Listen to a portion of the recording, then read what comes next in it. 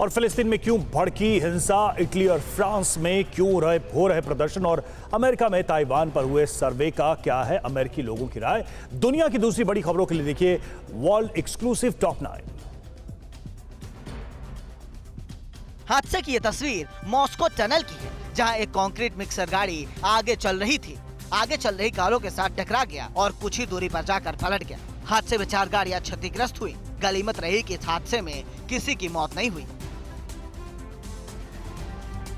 फिलिस्तीन के West Bank के नबल्स शहर में हिंसा का दौर जारी है।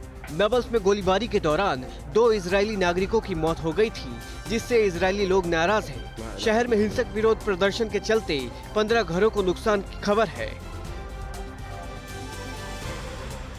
इजराइल के राष्ट्रपति हर्जोग ने फिलिस्तीन के वेस्ट बैंक में आगजनी और हिंसा की आलोचना की है। इजरायली राष्ट्रपति ने कहा कि कानून हाथ में लेकर दंगे करना और निर्दोष लोगों के साथ हिंसा करना हमारा तरीका नहीं है। फ्रीडम ऐप से सीखकर क्या आप पिसे हुए तेल का उत्पादन करते हैं? अगर ऐसा है तो आप अपने तेल को 1 करोड़ फ्रीडम ऐप के जो ग्राहक हैं उन्हें बिना किसी खर्चे के आप उसे बेच सकते हैं।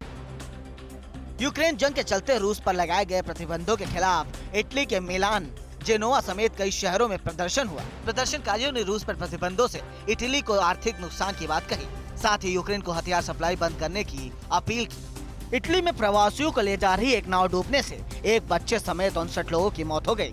हादसे के वक्त नाव में 150 प्रवासी मौजूद थे। जैसे ही नाव क्रोटोन के पास पहुंची, अचानक नाव टूटने से ये दर्दनाक हादसा हुआ। बाकी लोग खुद ही तैरकर किनारे तक पहुंचे। फ्रांस की राजधानी पेरिस में रूस यूक्रेन जंग के खिलाफ एक रैली निकाली गई। प्रदर्शनकारियों ने फ्रांस से नाटो सदस्यता छोड़ने और यूक्रेन को हथियार की सप्लाई तुरंत रोकने की अपील की। एक दशक में पहली बार मिस्र के विदेश मंत्री तुर्की और सीरिया की यात्रा पर जा रहे हैं। मिस्र तुर्की के साथ रिश्ते सुधारना चाहते हैं। भूकंप के महातबाही के बाद मिस्र ने तुर्की और सीरिया की बढ़ चढ़कर मदद की थी। चीन ताइवान तनाव पर हुए एक सर्वे में अमेरिकी वोटर्स ने जंग में अमेरिकी सैनिकों को न भेजने की बात कही।